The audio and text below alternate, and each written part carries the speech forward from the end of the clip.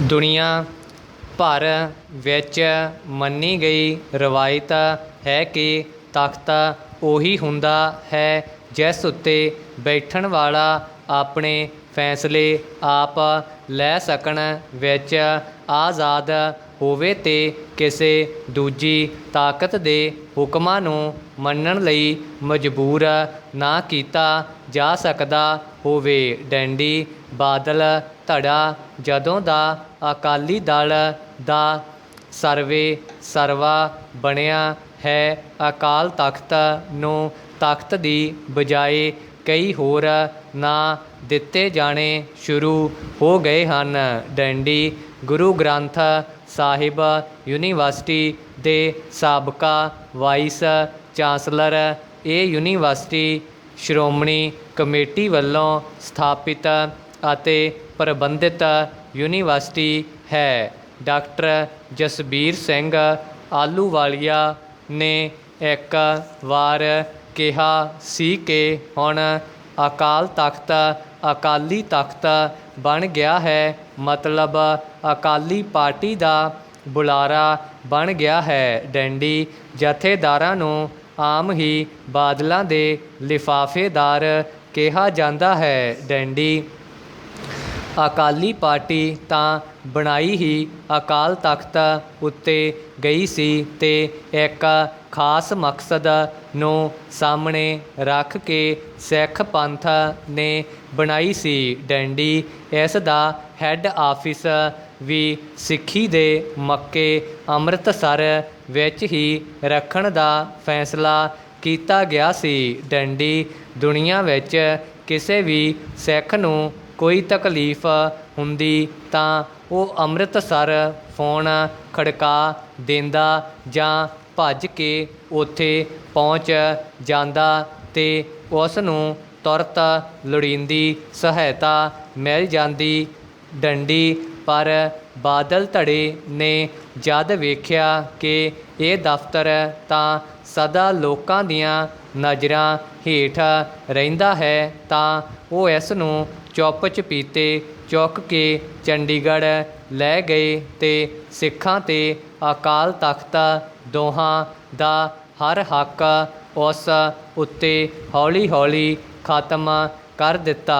Dandy ਫਿਰ ਅਕਾਲ ਤਖ਼ਤ ਉੱਤੇ ਅਕਾਲੀ ਦਲ ਦਾ ਜੋ ਦ੍ਰਿੜ ਨਿਸ਼ਚਾ ਨਿਸ਼ਚਿਤ ਕਰ ਦਿੱਤਾ ਗਿਆ ਸੀ ਉਹ ਵੀ ਖਤਮ ਕਰਕੇ ਅਕਾਲੀ ਦਲ ਨੂੰ ਇੱਕ ਪੰਜਾਬੀ ਪਾਰਟੀ ਬਣਾ ਦਿੱਤਾ ਗਿਆ। ਡੈਂਡੀ ਸਪੋਕਸਮੈਨ ਨੇ ਵਾਰ-ਵਾਰ ਲਿਖਿਆ ਕਿ ਜੇ ਅਕਾਲ ਤਖ਼ਤ ਦੇ ਜਥੇਦਾਰ ਨੇ ਸੱਚਮੁੱਚ ਹੀ ਜਥੇਦਾਰੀ ਵਾਲਾ ਆਟਾ ਖਾਧਾ ਹੈ ਤਾਂ ਹੁਕਮ ਜਾਰੀ ਕਰਨ ਕਿ ਸ਼੍ਰੋਮਣੀ ਅਕਾਲੀ ਦਲ ਦੇ ਮੁੱਖ ਦਫ਼ਤਰ ਨੂੰ ਵਾਪਸ ਸਿੱਖਾਂ ਦੇ ਮੱਕੇ ਵਿੱਚ ਲਿਆਂਦਾ ਜਾਵੇ ਅਤੇ ਇਸ ਦਾ ਉਹੀ ਟੀਚਾ ਮੁੜ ਤੋਂ ਮਿਥਿਆ ਜਾਏ ਜੋ 1920-21 ਵਿੱਚ ਅਕਾਲ ਤਖ਼ਤ ਉੱਤੇ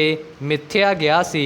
ਡੈਂਡੀ ਜਿਹੜਾ ਇਹ ਨਹੀਂ ਕਰ ਸਕਦਾ ਉਹ ਆਪਣੀ ਵੱਖਰੀ ਪਾਰਟੀ ਬਣਾ ਲਵੇ ਪਰ ਪੰਥ ਦੀ ਪਾਰਟੀ ਚੋਰੀ ਨਾ ਕਰੇ। ਡੈਂਡੀ ਪਰ ਜਥੇਦਾਰੀ ਵਾਲਾ ਆਟਾ ਕਿਸੇ ਨੇ ਖਾਧਾ ਹੁੰਦਾ ਤਾਂ ਸਪੋਕਸਮੈਨ ਦੀ ਜਾਂ ਪੰਥ ਦੀ ਗੱਲ ਕੋਈ ਸੁਣਦਾ ਵੀ। ਡੈਂਡੀ ਹੁਣ ਤਾਂ ਕੇਵਲ ਤਨਖਾਹਾਂ ਅਤੇ ਅਹੁਦੇ ਵੰਡਣ ਵਾਲੇ ਅਕਾਲੀ ਮਾਲਕਾਂ ਦਾ ਹੁਕਮ ਹੀ ਉੱਥੇ ਸੁਣਾਈ ਦਿੰਦਾ ਹੈ। ਉਹ ਭਾਵੇਂ ਸੌਦਾ ਸਾਧ ਨੂੰ ਮੱਥੇ ਟੇਕਦੇ ਫਿਰਨ, ਭਾਵੇਂ ਬੀਜੇਪੀ ਦੀ ਝੋਲੀ ਵਿੱਚ ਬੈਠ ਕੇ ਉਸ ਨਾਲ ਪਤੀ ਪਤਨੀ ਵਾਲਾ ਰਿਸ਼ਤਾ ਨਿਭਾਈ ਜਾਣ ਅਤੇ ਭਾਵੇਂ ਸਿੱਖਾਂ ਦੀਆਂ ਉਹ ਸਾਰੀਆਂ ਮੰਗਾਂ ਹੀ ਭੁਲਾ ਦੇਣ ਜਿਨ੍ਹਾਂ ਨੂੰ ਮਨਵਾਉਣ ਲਈ ਸਿੱਖਾਂ ਨੇ ਧਰਮ ਯੁੱਧ ਮੋਰਚੇ, ਬਲੂ ਸਟਾਰ ਆਪਰੇਸ਼ਨ ਅਤੇ ਫੌਜੀ ਰਾਜ ਦੌਰਾਨ ਬੇਬਹਾ ਕੁਰਬਾਨੀਆਂ ਦਿੱਤੀਆਂ ਸਨ। ਡੰਡੀ ਸਟਾਰ ਇਸੇ ਸੰਦਰਭ ਵਿੱਚ ਹੁਣ ਜਦ ਅਕਾਲ ਤਖਤ ਦੇ ਜਥੇਦਾਰ ਵੱਲੋਂ ਬੇਅਦਬੀਆਂ ਰੋਕਣ ਲਈ ਸਿੱਖ ਜਥੇਬੰਦੀਆਂ ਨੂੰ ਲਾਮਬੰਦ ਕਰਨ ਦਾ ਪ੍ਰਚਾਰ ਸ਼ੁਰੂ ਕੀਤਾ ਗਿਆ ਹੈ ਤਾਂ ਇਸ ਕਾਰਵਾਈ ਉੱਤੇ ਸ਼ੱਕ ਉਪਜਣਾ ਸੁਭਾਵਿਕ ਹੀ ਹੈ। ਡੰਡੀ ਅਖਬਾਰਾਂ ਨੇ ਪਹਿਲਾਂ ਹੀ ਲਿਖ ਦਿੱਤਾ ਸੀ ਕਿ ਬਾਦਲ ਅਕਾਲੀ ਦਲ ਸਿੱਖਾਂ ਨਾਲੋਂ ਕੱਟੇ ਜਾਣ ਮਗਰੋਂ ਇੱਕ ਪਾਸੇ ਦਲਿਤ ਪਾਰਟੀ ਤੇ ਦੂਜੇ ਪਾਸੇ ਹਿੰਦੂ ਕਾਮਰੇਡ ਵੋਟਾਂ ਲਈ ਤਰਲੇ ਮਾਰਦਾ ਇਹ ਚਾਹੁੰਦਾ ਹੈ ਕਿ ਸ਼੍ਰੋਮਣੀ ਕਮੇਟੀ ਅਤੇ ਅਕਾਲ ਤਖਤ ਵਾਲੇ ਪੰਥ ਨੂੰ ਖੁਸ਼ ਕਰਨ ਵਾਲੇ ਕੁਝ ਕਦਮ ਚੋਣਾਂ ਤੱਕ ਚੁੱਕਣ ਜਿਨ੍ਹਾਂ ਦਾ ਲਾਭ ਬਾਦਲ ਪਰਿਵਾਰ ਦੇ ਅਕਾਲੀ ਆਪਣੇ ਲਈ ਉਠਾ ਸਕਣ। ਡੰਡੀ ਚਲੋ ਪਾਰਟੀਆਂ ਤਾਂ ਇਹੋ ਜਿਹੇ ਮੌਕਿਆਂ 'ਤੇ ਇਹੋ ਜਿਹੇ ਡਰਾਮੇ ਰਚਦੀਆਂ ਹੀ ਹਨ ਪਰ ਅਕਾਲ ਤਖਤ ਅਖਵਾਉਣ ਵਾਲੀ ਸੰਸਥਾ ਵੀ ਜਦ ਸਿਆਸਤਦਾਨਾਂ ਦੇ ਹੁਕਮ ਮੁਤਾਬਕ ਸਿਆਸੀ ਨਾਟਕਾਂ ਨੂੰ ਸਮਰਥਨ ਦੇਣ ਲੱਗ ਪਵੇ ਤਾਂ ਇਸ ਨਾਲ ਸੰਕਟ ਵਿੱਚ ਫਸ ਚੁੱਕਾ ਪੰਥ ਹੋਰ ਹੇਠਾਂ ਵੱਲ ਜਾਂਦਾ ਜਾਏਗਾ। ਡੰਡੀ ਸਿਆਸਤਦਾਨ ਜਦੋਂ ਧਰਮ ਦੀ ਨਕੇਲ ਕੱਸ ਕੇ ਖਿੱਚੇਗਾ ਤੇ ਧਰਮ ਦੇ ਆਗੂ ਇਸ ਕੰਮ ਵਿੱਚ ਉਸ ਦਾ ਸਾਥ ਦੇਣਗੇ ਤਾਂ ਧਰਮ ਹਾਰ ਜਾਏਗਾ। ਡੰਡੀ ਇਹ ਵਿਚਾਰ ਇਸ ਗੱਲ ਤੋਂ ਵੀ ਮਿਲਦਾ ਹੈ ਕਿ ਅਜੋਕੇ ਜਥੇਦਾਰ ਨੇ ਦੂਜੀਆਂ ਪਾਰਟੀਆਂ ਦੇ ਸਿੱਖ ਲੀਡਰਾਂ ਦੇ ਨਾਂ ਲੈ ਲੈ ਕੇ ਉਹਨਾਂ ਨੂੰ ਕਈ ਵਾਰ ਨਿੰਦਿਆ ਹੈ ਪਰ ਪੰਥ ਦਾ ਬੇੜਾ ਗਰਕ ਕਰ ਦੇਣ ਵਾਲੇ ਸ਼੍ਰੋਮਣੀ ਕਮੇਟੀ ਦੇ ਮਾਲਕ ਅਕਾਲੀਆਂ ਬਾਰੇ ਇੱਕ ਵਾਰ ਵੀ ਸੱਚ ਨਹੀਂ ਬੋਲਿਆ। ਡੰਡੀ ਅਕਾਲ ਤਖਤ ਦਾ ਕੋਈ ਸੱਚਾ ਸੇਵਕ ਇਸ ਤਰ੍ਹਾਂ ਦੀ ਇੱਕ ਪਾਸੜ ਸੋਚ ਵਾਲਾ ਨਹੀਂ ਹੋ ਸਕਦਾ। ਡੰਡੀ ਬੇਅਦਬੀ ਦਾ ਮਾਮਲਾ ਇੰਨੀ ਦੇਰ ਬਾਅਦ ਚੋਣਾਂ ਦੇ ਐਨ ਨੇੜੇ ਕਿਸੇ ਜਥੇਦਾਰ ਦੀ ਸਮਝ ਵਿੱਚ ਆਇਆ ਵੀ ਹੈ ਤਾਂ ਉਹ ਇਸ ਨੂੰ ਇੱਕ ਪਾਰਟੀ ਦੇ ਪ੍ਰਚਾਰ ਲਈ ਨਾ ਵਰਤੇ ਸਗੋਂ ਆਪ ਹਰ ਵਿਦਵਾਨ ਜਥੇਬੰਦੀ ਤੇ ਸੰਸਥਾ ਨਾਲ ਸਿੱਧਾ ਸੰਪਰਕ ਕਾਇਮ ਕਰਕੇ ਹੱਲ ਲੱਭੇ ਤੇ ਫਿਰ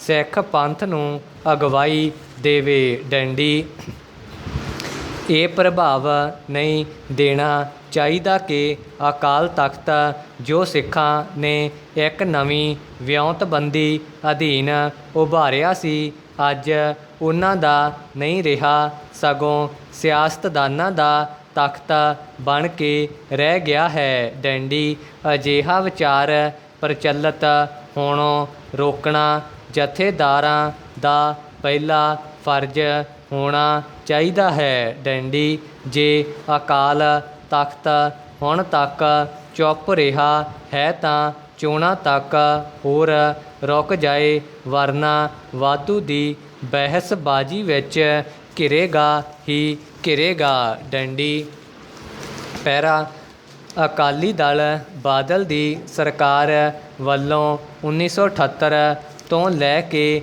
2001 ਤੱਕ ਕਰੋੜਾਂ ਰੁਪਏ ਖਰਚ ਕਰਕੇ ਸਾਰੇ ਪੰਜਾਬ ਅੰਦਰ ਫੋਕਲ ਪੁਆਇੰਟ ਬਣਾਏ ਗਏ ਸਨ ਜਿੱਥੇ ਕਿਸਾਨਾਂ ਨੂੰ ਹਰ ਤਰ੍ਹਾਂ ਦੀ ਸਹੂਲਤ ਦਿੱਤੀ ਜਾਣੀ ਸੀ ਪਰ 3 ਦਹਾਕੇ ਦਾ ਸਮਾਂ ਬੀਤ ਜਾਣ ਤੋਂ ਬਾਅਦ ਵੀ ਅਕਾਲੀ ਦਲ ਬਾਦਲ ਦੀ ਸਰਕਾਰ ਵੱਲੋਂ ਖੰਡਰ ਬਣ ਚੁੱਕੇ ਫੋਕਲ ਪੁਆਇੰਟਾਂ ਦੀਆਂ ਇਹਨਾਂ ਇਮਾਰਤਾਂ ਵੱਲ ਕੋਈ ਧਿਆਨ ਨਾ ਦਿੱਤਾ ਗਿਆ। ਡੰਡੀ ਸਗੋਂ ਕਈ ਇਮਾਰਤਾਂ ਨੂੰ ਲੋਕਾਂ ਵੱਲੋਂ ਵੇਚ ਵੀ ਦਿੱਤਾ ਗਿਆ ਹੈ। ਡੰਡੀ ਪੰਜਾਬ ਦੀਆਂ ਮਾਰਕੀਟ ਕਮੇਟੀਆਂ ਅਧੀਨ ਪੈਂਦੇ ਇਹਨਾਂ ਫੋਕਲ ਪੁਆਇੰਟਾਂ ਵਿੱਚ ਕਿਸਾਨਾਂ ਨੂੰ ਪੈਟਰੋਲ ਅਤੇ ਡੀਜ਼ਲ ਪੰਪ, ਸਿਵਲ ਹਸਪਤਾਲ, ਪਸ਼ੂ ਹਸਪਤਾਲ, ਡਾਕ ਘਰ, ਬੈਂਕ, ਬਿਜਲੀ ਸ਼ਿਕਾਇਤ ਘਰ, ਜਨਤਕ telephone, tractor workshop, cooperative society ਆਦਿ ਤੋਂ ਬਿਨਾਂ ਖੇਤੀ ਉਤਪਾਦਾਂ ਦੇ ਵੇਚਣ ਅਤੇ ਖਰੀਦਣ ਦਾ ਪ੍ਰਬੰਧ, ਖੇਤਾਂ ਤੋਂ ਲੈ ਕੇ ਘਰ ਤੱਕ ਵਰਤੋਂ ਵਿੱਚ ਆਉਣ ਵਾਲੀ ਹਰ ਇੱਕ ਵਸਤੂ ਸਸਤੇ ਭਾਅ 'ਤੇ ਦੇਣ ਦੀਆਂ ਦੁਕਾਨਾਂ ਖੋਲ੍ਹੀਆਂ ਜਾਣੀਆਂ ਸਨ। ਡੰਡੀ ਇੱਥੋਂ ਤੱਕ ਕਿ ਪਟਵਾਰ ਖਾਨਿਆਂ ਦੀਆਂ ਇਮਾਰਤਾਂ ਵੀ ਫੋਕਲ ਪੁਆਇੰਟਾਂ ਵਿੱਚ ਬਣਾਈਆਂ ਜਾਣੀਆਂ ਸਨ। ਪਰ ਅਕਾਲੀ ਦਲ ਬਾਦਲ ਦੀ ਪੰਜਾਬ ਅਤੇ ਪੰਜਾਬ ਦੇ ਲੋਕਾਂ ਪ੍ਰਤੀ ਮਾੜੀ ਨੀਤ ਕਾਰਨ ਪਟਵਾਰਖਾਨੇ, ਕਬੂਤਰਖਾਨੇ ਅਤੇ ਫੋਕਲ ਪੁਆਇੰਟਾਂ ਦੀਆਂ ਵੱਡੀਆਂ ਵੱਡੀਆਂ ਇਮਾਰਤਾਂ ਕਬਾੜਖਾਨੇ ਬਣ ਚੁੱਕੀਆਂ ਹਨ। ਡੰਡੀ ਪੰਜਾਬ ਨੂੰ ਬਰਬਾਦੀ ਵਾਲੇ ਪਾਸੇ ਧੱਕ ਰਹੇ ਬਾਦਲ ਪਰਿਵਾਰ ਵੱਲੋਂ ਅਰਬਾਂ ਰੁਪਏ ਦੀ ਜਨਤਕ ਸੰਪੱਤੀ ਖਰਾਬ ਕਰ ਦਿੱਤੀ ਗਈ ਹੈ। ਡੰਡੀ ਦੂਸਰੇ ਪਾਸੇ ਆਪਣੀ ਸਰਕਾਰ ਬਣਨ 'ਤੇ ਤਿਜੋਰੀਆਂ ਭਰਨ ਲੱਗ ਜਾਂਦੇ ਹਨ।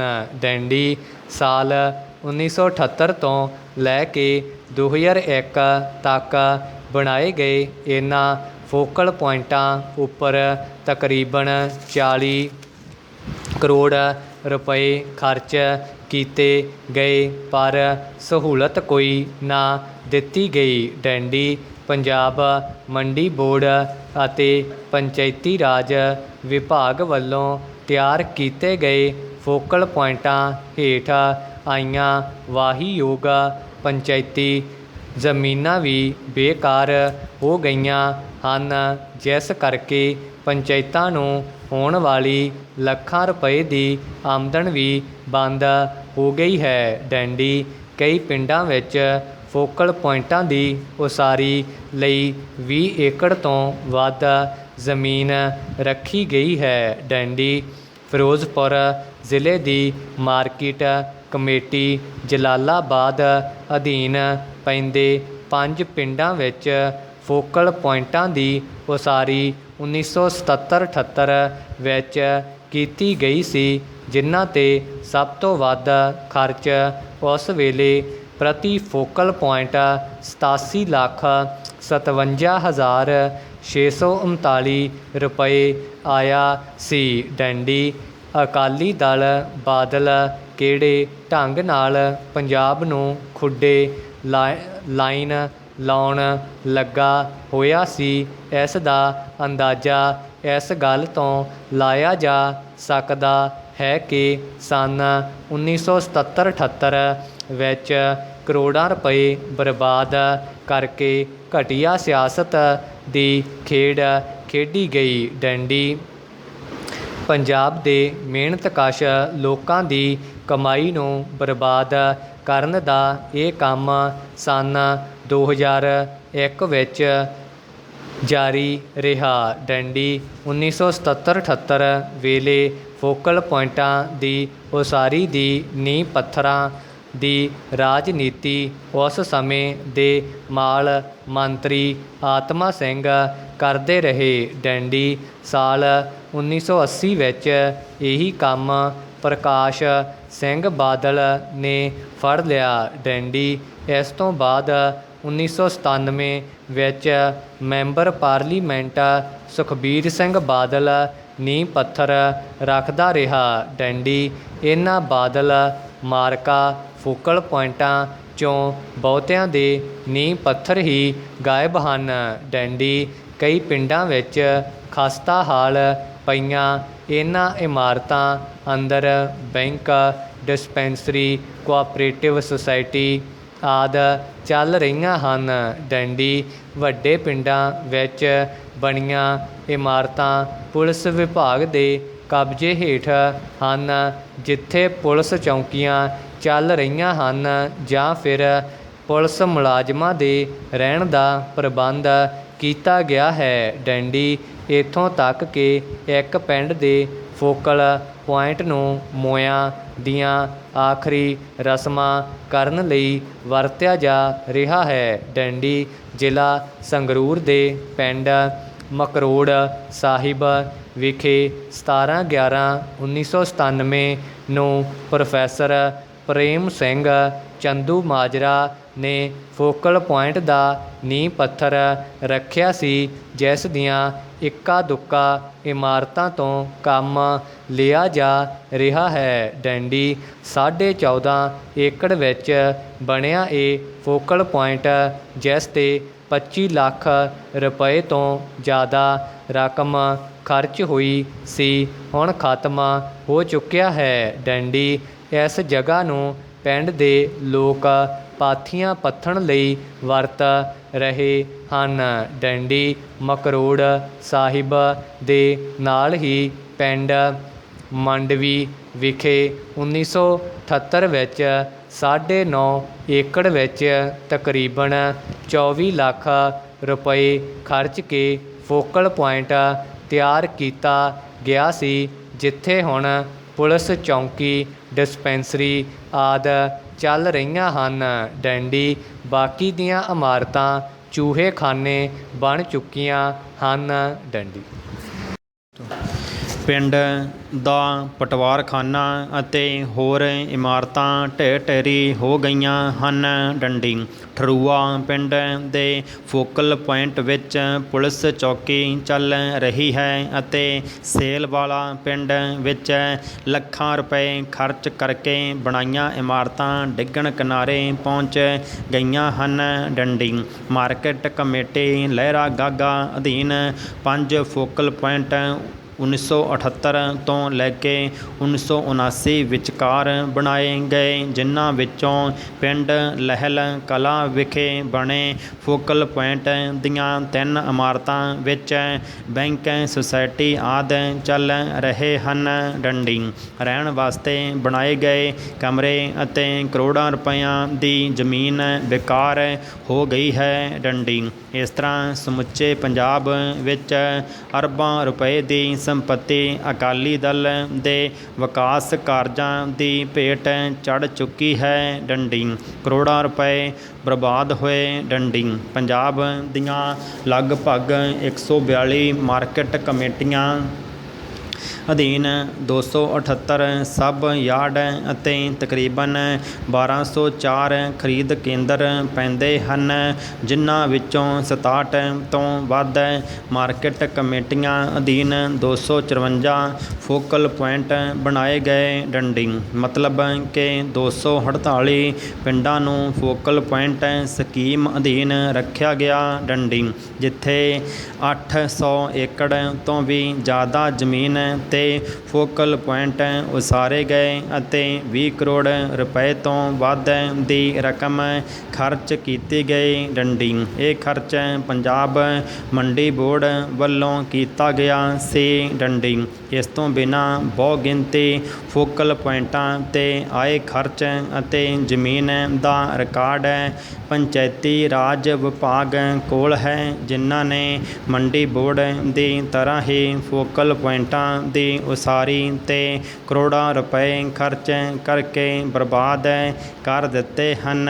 ਡੰਡੀ ਪੈਟਰੋਲ ਪੰਪਾਂ ਦੀ ਕਹਾਣੀ ਅਕਾਲੀ ਸਰਕਾਰ ਵੱਲੋਂ ਉਸਾਰੇ ਗਏ ਫੋਕਲ ਪੁਆਇੰਟਾਂ ਅਧੀਨ ਚੱਲ ਰਹੇ ਪੈਟਰੋਲ ਪੰਪਾਂ ਦੀ ਕਹਾਣੀ ਅਜੇ ਵੀ ਇੱਕ ਬੁਝਾਰਤ ਬਣੀ ਹੋਈ ਹੈ, ਜਾਂ ਫਿਰ ਇਵੇਂ ਕਹਿ ਲਈਏ ਕਿ ਪੰਪਾਂ ਬਾਰੇ ਸੰਬੰਧਿਤ ਵਿਭਾਗ ਅਸਲ ਜਾਣਕਾਰੀ ਦੇਣ ਦੀ ਬਜਾਏ ਧੂੜ 'ਚ ਟੱਟੂ ਛੱਡ ਦਿੰਦਾ ਹੈ ਕਿ ਇਹਨਾਂ ਬਾਰੇ ਕਿਸੇ ਨੂੰ ਜਾਣਕਾਰੀ ਹੀ ਨਹੀਂ ਕਿ ਫੋਕਲ ਪੁਆਇੰਟਾਂ ਅਧੀਨ ਚੱਲਦੇ ਪੰਪਾਂ ਨੂੰ ਠੇਕੇ 'ਤੇ ਦਿੱਤਾ ਜਾਂਦਾ ਹੈ ਜਾਂ ਫਿਰ ਕਿਸੇ ਦੀ ਨਿੱਜੀ ਮਲਕੀਅਤ ਹਨ।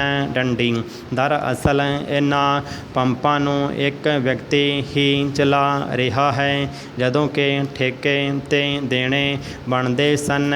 ਡੰਡੀ ਪੰਜਾਬ ਮੰਡੀ ਬੋਰਡ ਤੋਂ ਲੈ ਕੇ ਪੰਚਾਇਤੀ ਰਾਜ ਵਿਭਾਗ ਤੱਕ ਫੋਕਲ ਪੁਆਇੰਟਾਂ ਵਾਲੇ ਪੰਪਾਂ ਦਾ ਕੋਈ ਰਿਕਾਰਡ ਨਹੀਂ ਮਿਲਦਾ। ਡੰਡੀ ਇਹ ਮਹਿਕਮੇ ਸਾਰਾ ਰਿਕਾਰਡ ਫੂਡ ਸਪਲਾਈ ਵਿਭਾਗ ਕੋਲ ਦੱਸ ਰਹੇ ਹਨ, ਪਰ ਇਹ ਵਿਭਾਗ ਵੀ ਰਿਕਾਰਡ ਤੋਂ ਮੁੱਖ ਮੋੜ ਰਿਹਾ ਹੈ, ਜਿਸ ਕਰਕੇ ਸਮੁੱਚੇ ਪੰਜਾਬ ਅੰਦਰ ਇਹਨਾਂ ਪੰਪਾਂ ਦੀ ਕਹਾਣੀ ਇੱਕ ਬੁਝਾਰਤ ਬਣੀ ਹੋਈ ਹੈ।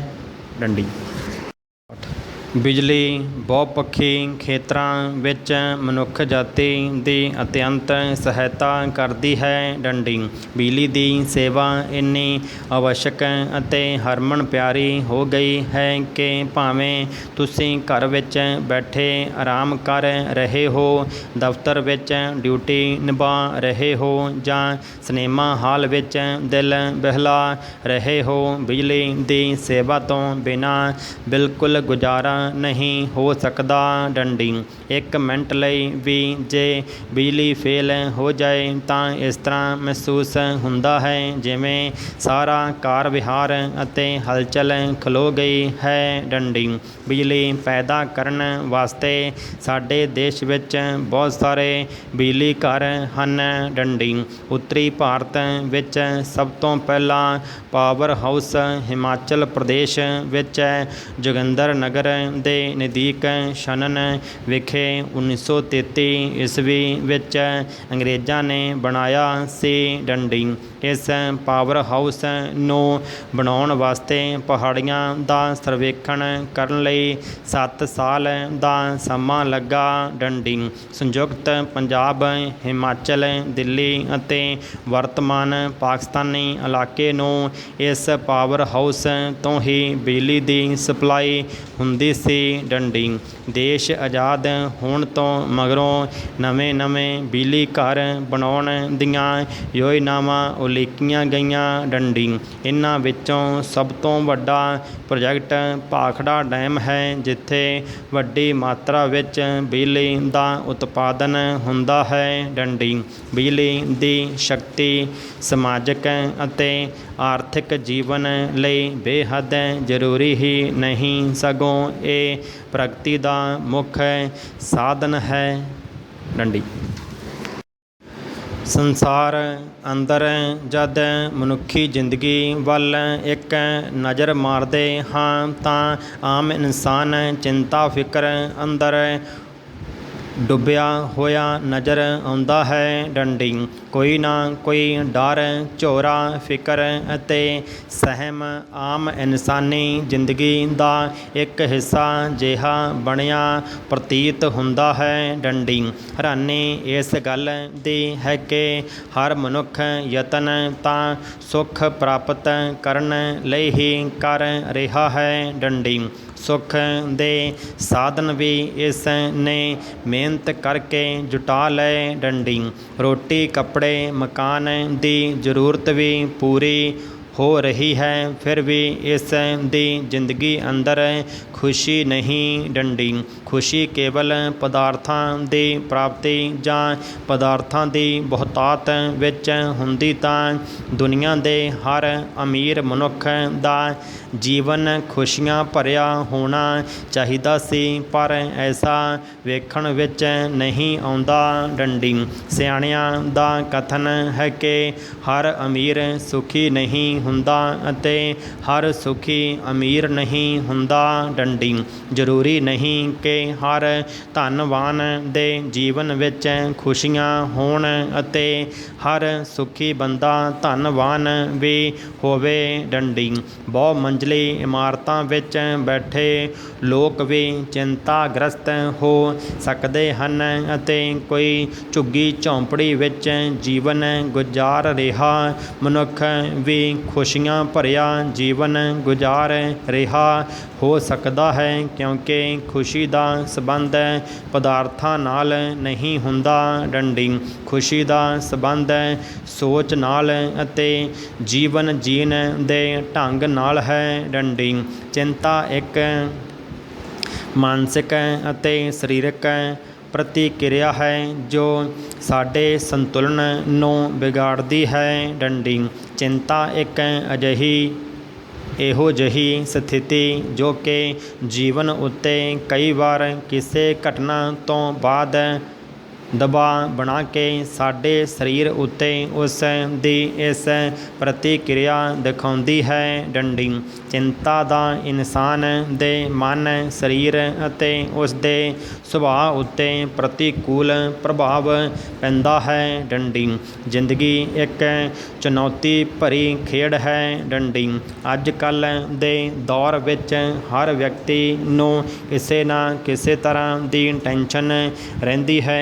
ਕਿਸੇ ਨੂੰ ਆਪਣੇ ਕਾਰੋਬਾਰ ਦੀ, ਕਿਸੇ ਨੂੰ ਆਪਣੀ ਨੌਕਰੀ ਦੀ, ਕਿਸੇ ਨੂੰ ਬੇਰੁਜ਼ਗਾਰੀ ਦੀ, ਕਿਸੇ ਨੂੰ ਆਪਣੇ ਬੱਚਿਆਂ ਦੀ ਪੜ੍ਹਾਈ ਦੀ ਟੈਨਸ਼ਨ ਰਹਿੰਦੀ ਹੈ। ਡੰਡੀ ਜੇਕਰ ਕਿਸੇ ਮੁਸੀਬਤ ਦਾ ਹੱਲ ਹੋ ਸਕਦਾ ਹੈ ਤਾਂ ਫਿਰ ਸਾਨੂੰ ਚਿੰਤਾ ਕਰਨ ਦੀ ਕੀ ਜ਼ਰੂਰਤ ਹੈ, ਅਤੇ ਜੇਕਰ ਕਿਸੇ ਮੁਸੀਬਤ ਦਾ ਹੱਲ ਕਦੇ ਵੀ ਨਹੀਂ ਹੋ ਸਕਦਾ ਤਾਂ ਫਿਰ ਵੀ ਸਾਨੂੰ ਚਿੰਤਾ ਨਹੀਂ ਕਰਨੀ ਚਾਹੀਦੀ, ਕਿਉਂਕਿ ਚਿੰਤਾ ਕੀਤਿਆਂ ਕਿਹੜਾ ਹੱਲ ਹੋ ਜਾਣਾ ਹੈ।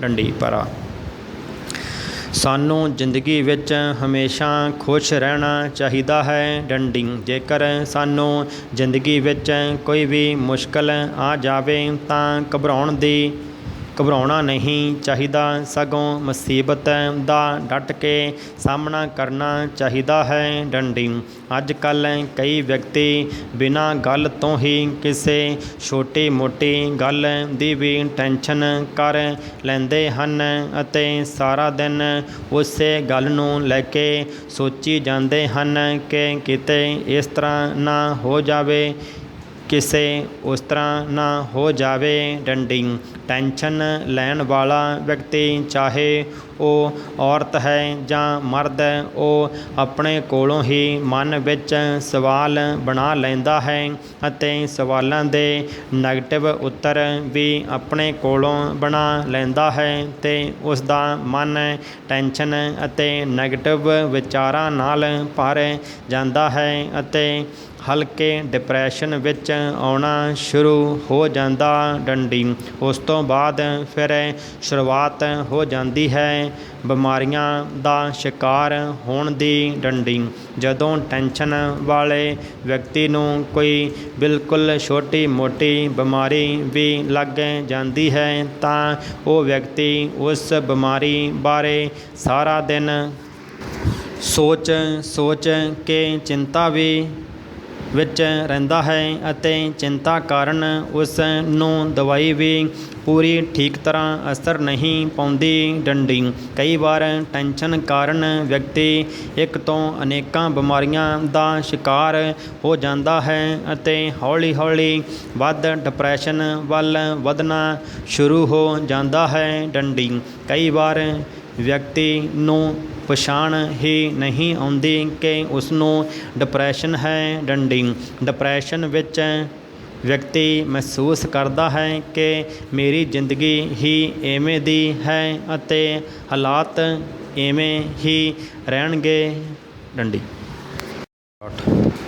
ਇਹ ਗੱਲ ਉਦੋਂ ਦੀ ਹੈ ਜਦੋਂ ਅਸੀਂ ਪਿੰਡ ਤਲਵੰਡੀ ਨੇੜੇ ਧਾਰੀਵਾਲ ਰਹਿੰਦੇ ਸੀ। ਡੰਡੀ ਮੇਰਾ ਪਿੰਡ ਅੱਪਰ ਬਾਹਰੀ ਦੁਆਬ ਨਹਿਰ ਦੇ ਕਿਨਾਰੇ ਉੱਤੇ ਹੋਣ ਕਰਕੇ ਬਹੁਤ ਹੀ ਹਰਿਆ ਭਰਿਆ ਸੀ, ਕਿਉਂਕਿ ਨਹਿਰ ਦੇ ਦੋਵੇਂ ਪਾਸੇ ਨਹਿਰ ਦੇ ਨਾਲ ਕਰੀਬ 50-60 ਮੀਟਰ ਜਗ੍ਹਾ ਛੱਡੀ ਹੁੰਦੀ ਸੀ, ਜਿਸ ਨੂੰ ਅਸੀਂ ਆਪਣੀ ਭਾਸ਼ਾ ਵਿੱਚ ਜ਼ਖੀਰਾ ਕਹਿੰਦੇ ਹੁੰਦੇ ਸੀ।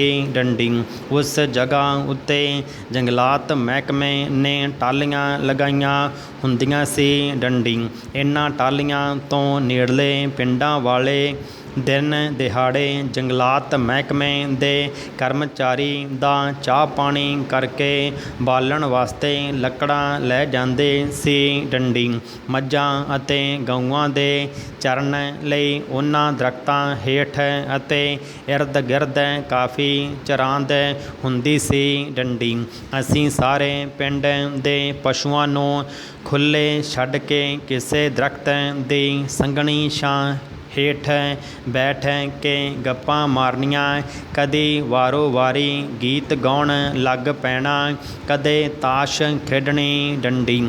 ਗਰਮੀ ਦੇ ਦਿਨਾਂ ਵਿੱਚ ਨਹਿਰ ਵਿੱਚ ਸਮੇਤ ਪਸ਼ੂਆਂ ਤਾਰੀਆਂ ਲਾਉਣੀਆਂ ਡੰਡੀ। ਕਦੀ ਕਦੀ ਤਾਂ ਨਹਿਰ ਪਾਰ ਕਰਨ ਦਾ ਮੁਕਾਬਲਾ ਵੀ ਕਰ ਲੈਣਾ ਅਤੇ ਇੱਦਾਂ ਹੀ ਨਹਿਰ ਵਿੱਚ ਨਹਾਉਂਦੇ ਨਹਾਉਂਦੇ ਚੰਗੇ ਤੈਰਾਕ ਬਣ ਗਏ ਸੀ ਡੰਡੀ। ਇੱਕ ਸਮਾਂ ਐਸਾ ਵੀ ਆਇਆ ਕਿ ਜੰਗਲਾਤ ਮਹਿਕਮੇ ਨੇ ਟਾਹਲੀ ਦੀ ਥਾਂ ਉੱਥੇ ਕਿੱਕਰ ਲਗਾ ਦਿੱਤੇ ਡੰਡੀ। ਜਿੱਥੇ ਟਾਹਲੀ ਸੰਘਣੀ ਛਾਂ ਦਿੰਦੀ ਸੀ ਉੱਥੇ ਕਿੱਕਰ ਦੀਆਂ ਲੰਮੀਆਂ ਸੂਲਾਂ ਪੈਰਾਂ 'ਚ ਚੁੱਭਦੀਆਂ ਸਨ ਡੰਡੀ ਭਰਾ। ਇਸ ਗੱਲ ਦੀ ਪਿੰਡ 'ਚ ਆਮ ਚਰਚਾ ਸੀ ਕਿ ਕਿੱਕਰ ਸਾਡੇ ਲੋਕਾਂ ਨੂੰ ਜੰਗਲਾਤ ਮਹਿਕਮੇ ਨੇ ਸਜ਼ਾ ਦੇਣ ਲਈ ਲਗਾਏ ਹਨ, ਕਿਉਂਕਿ ਅਸੀਂ ਟਾਹਲੀ ਦੀ ਲੱਕੜ ਦਾ ਨਜਾਇਜ਼ ਤੌਰ ਉੱਤੇ ਦੁਰਉਪਯੋਗ ਕਰਦੇ ਸੀ। ਪਰ ਕਿੱਕਰ ਦੇ ਰੁੱਖ ਨੇ ਸਾਡੇ ਪੈਰ ਪੱਥਰਾਂ ਦੀ ਤਰ੍ਹਾਂ ਪੱਕੇ ਕਰ ਦਿੱਤੇ ਸੀ, ਕਿਉਂਕਿ ਪੈਰੀਂ ਜੁੱਤੀ ਜਾਂ ਚੱਪਲ ਪਾਉਣੀ ਬਹੁਤ ਦੂਰ ਦੀ ਗੱਲ ਸੀ ਅਤੇ ਅਸੀਂ ਕਿੱਕਰਾਂ ਵਿੱਚ ਰਹਿਣ ਦੀ ਜੀਵਨ ਜਾਚ ਸਿੱਖ ਲਈ ਸੀ ਡੰਡੀ। ਸੂਲਾਂ ਸਾਡੇ ਪੈਰਾਂ 'ਚ ਲੱਗ ਕੇ ਹਟ ਗਈਆਂ ਸੀ ਡੰਡੀ। ਸਗੋਂ ਅਸੀਂ ਰੋਜ਼ ਸਵੇਰੇ ਕਿੱਕਰ ਦੀ ਦਾਤਣ ਕਰਨ ਦਾ ਸੁਭਾਅ ਬਣਾ ਲਿਆ ਸੀ, ਕਿਉਂਕਿ ਦਾਤਣ ਤਾਂ ਟਾਹਲੀ ਦੀ ਵੀ ਵਧੀਆ ਸੀ, ਪਰ ਕਿੱਕਰ ਦੀ ਦਾਤਣ ਦਾ ਤਾਂ ਕਿਆ ਹੀ ਕਹਿਣਾ ਸੀ ਡੰਡੀ। ਜਿੱਥੇ ਨਹਿਰ ਸਾਡੇ ਪਿੰਡ ਵਾਸਤੇ ਵਰ ਸੀ, ਉੱਥੇ ਹੀ ਉਹੀ ਨਹਿਰ 80 ਦੇ ਦਹਾਕੇ ਦੇ ਅੱਧ ਤੋਂ ਲੈ ਕੇ 90 ਦਹਾਕੇ ਅੱਧ ਤੱਕ ਕਰੀਬ 10 ਸਾਲ ਦਾ ਸਮਾਂ ਇਹੀ ਨਹਿਰ ਸਾਡੇ ਵਾਸਤੇ ਸਰਾਪ ਬਣ ਗਈ ਸੀ, ਕਿਉਂਕਿ ਨਹਿਰ ਦੀ ਪਟੜੀ ਉੱਤੇ ਜਾਣਾ GT ਰੋਡ ਉੱਤੇ ਚੱਲਣ ਤੋਂ ਵੀ ਵੱਖਰਾ ਲੱਗਦਾ ਸੀ ਡੰਡੀ। ਉਹ ਹੁਣ ਡਰ ਦਾ ਕਾਰਨ ਬਣ ਗਿਆ ਸੀ ਡੰਡੀ। ਇੱਕ ਦਿਨ ਤਾਂ ਨੇੜੇ ਦੇ ਕਿਸੇ ਪਿੰਡ ਤੋਂ ਕੁਝ ਜਨਾਨੀਆਂ ਟਾਂਗੇ ਉੱਤੇ ਜਾਣ ਡੰਡੀ, ਟਾਂਗੇ ਉੱਤੇ ਬੈਠ ਕੇ ਕਿਤੇ ਮਕਾਨ ਉੱਤੇ ਜਾ ਰਹੀਆਂ ਸੀ ਡੰਡੀ। ਉਹਨਾਂ ਨੂੰ 2 ਮੋਟਰਸਾਈਕਲ ਸਵਾਰ ਲੁਟੇਰਿਆਂ ਨੇ ਘੇਰ ਕੇ ਲੁੱਟ ਲਿਆ ਸੀ ਡੰਡੀ। ਅੱਤਵਾਦ ਦਾ ਇੰਨਾ ਖੌਫ ਸੀ ਕਿ ਇਸ ਦਾ ਫਾਇਦਾ ਲੈ ਕੇ ਸਮਾਜ ਦੇ ਭੈੜੇ ਅਨਸਰ ਲੁਟੇਰੇ ਬਣ ਕੇ ਅਜਿਹਾ ਕੰਮ ਕਰ ਰਹੇ ਸੀ ਡੰਡੀ।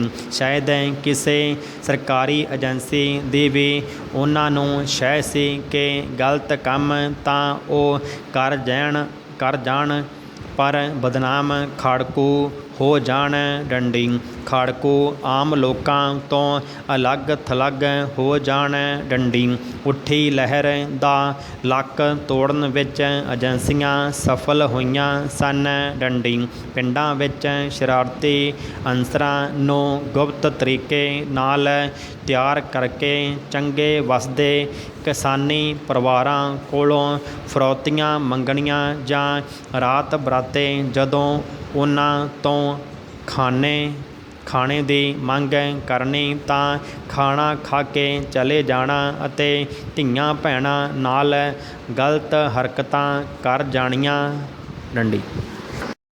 ਉਹਨਾਂ ਦੇ ਜਾਣ ਤੋਂ ਬਾਅਦ ਇਲਾਕੇ ਦੀ ਪੁਲਿਸ ਨੇ ਛਾਪੇਮਾਰੀ ਕਰਨੀ ਅਤੇ ਕਹਿਣਾ ਕਿ ਤੁਹਾਡੇ ਡੇਰੇ ਉੱਤੇ ਰਾਤ ਖਾੜਕੂ ਆਏ ਸਨ, ਉਹਨਾਂ ਬਾਰੇ ਦੱਸੋ ਡੰਡੀ। ਖਾਸ ਕਰਕੇ ਡੇਰਿਆਂ ਵਾਲੇ ਇਹਨਾਂ ਚੱਕੀ ਦੇ ਦੋਹਾਂ ਪੁੜਾਂ ਵਿੱਚ ਦਿਨ ਰਾਤ ਪਿਸ ਰਹੇ ਸਨ ਡੰਡੀ। ਕੋਈ ਦਾਦ ਫਰਿਆਦ ਨਹੀਂ ਸੀ ਡੰਡੀ, ਕੋਈ ਦੁੱਖ ਸੁਣਨ ਵਾਲਾ ਨਹੀਂ ਸੀ, ਨਾ ਹੀ ਕੋਈ ਅੰਮ੍ਰਿਤਾ ਪ੍ਰੀਤਮ ਸੀ ਜੋ ਇਹ ਕਹਿੰਦੀ ਅੱਜ ਆਖਾਂ ਵਾਰਿਸ ਸ਼ਾਹ ਨੂੰ ਕਿਤੇ ਕਬਰਾਂ ਵਿੱਚੋਂ ਬੋਲ ਡੰਡੀ। ਪਿੰਡਾਂ ਵਿੱਚੋਂ ਸਰਦੇ ਪੁੱਜਦੇ ਘਰ ਖਾਸ ਕਰਕੇ ਮੁਲਾਜ਼ਮ ਇੰਨੀ ਦਿਨੀ ਸ਼ਹਿਰ ਵਿੱਚ ਰਹਿਣ ਲੱਗ ਗਏ ਸੀ, ਕਿਉਂਕਿ ਸਿਆਣੇ ਕਹਿੰਦੇ ਕਿ ਮਰਦਾ ਕੀ ਨਾ ਕਰਦਾ ਸਦਾ ਡੰਡੀ। ਪਹਿਲਾਂ ਤਾਂ ਜਾਨ ਬਚਾਊ, ਬਾਕੀ ਗੱਲਾਂ ਤਾਂ ਬਾਅਦ ਵਿੱਚ